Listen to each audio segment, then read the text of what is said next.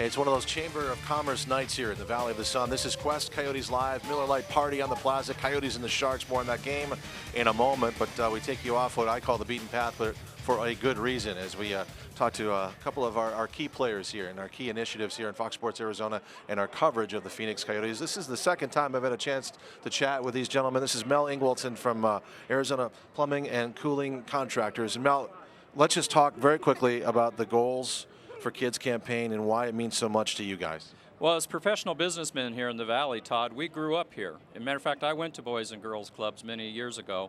And for the Boys and Girls Clubs, everything they do, it's more. It's after school, it's learning, and it's team sports.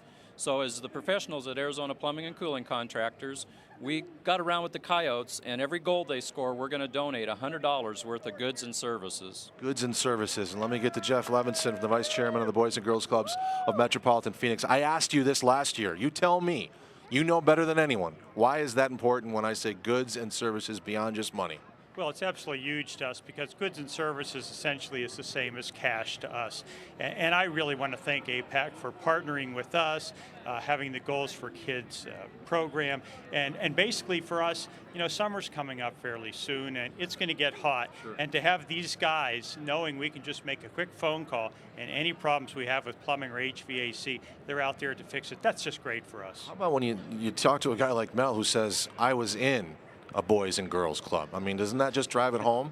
Oh, that's awesome. Seriously. That's awesome. And we do talk to a lot of people who will tell us that they either were with the boys back then, but now Boys and Girls Club here, or we'll meet a lot of people who were in a club back east, but they remember the value that, you know, the values they learned growing up back there, and it's great to have them and know that they're still participating with us years later. And I'll bet you can go into any Boys and Girls Club and tell your success story. I'm just, it's a leap of faith, but I bet you already have.